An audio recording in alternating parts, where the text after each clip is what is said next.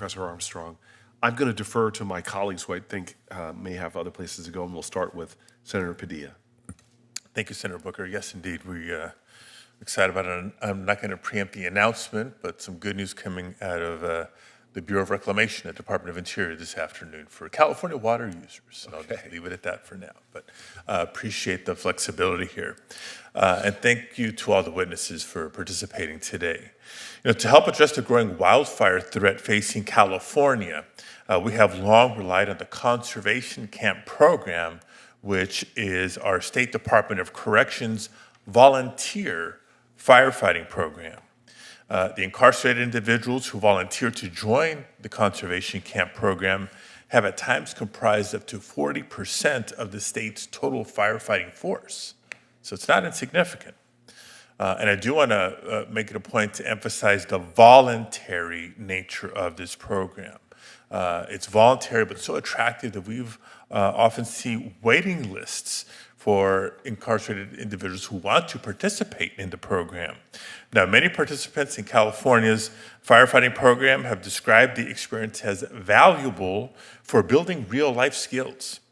And more than 300 formerly incarcerated firefighters have used these qualifications and actual certification. So it's not just the skills, the training, and the experience, but certification to go on to earn a job with CAL FIRE, the state's firefighting force. I think this program can serve as a model for how we help incarcerated individuals develop useful skills and the necessary certifications to help them find meaningful, well-paying work post-release. My first question is for Ms. Armstrong. How can we build on this model in California to help establish clear links between prison labor work and opportunities for employment post-release?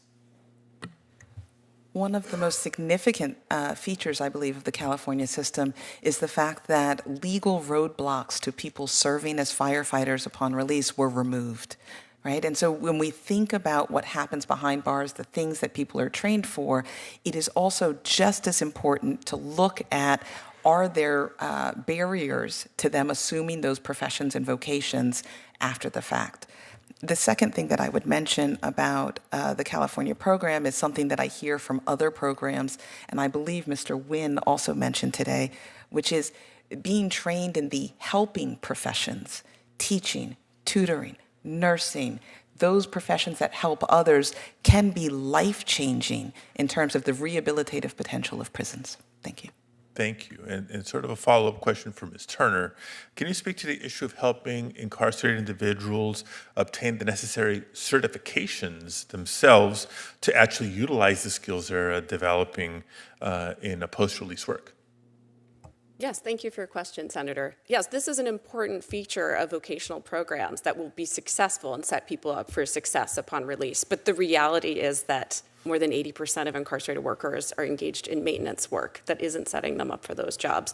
But certainly the path forward requires us to expand these vocational programs, to expand job opportunities that can directly lead to work opportunities after release, including direct lines to employment, letters of recommendation, skills training in industries that are projected to increase in the workforce. The reality is that many, even of our vocational programs, are in areas of work that are declining.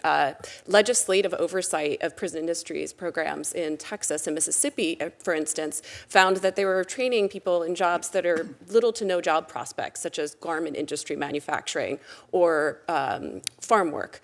But there are examples of programs and opportunities here to provide people with the training that will set them up for gaining stable employment after their release from prison.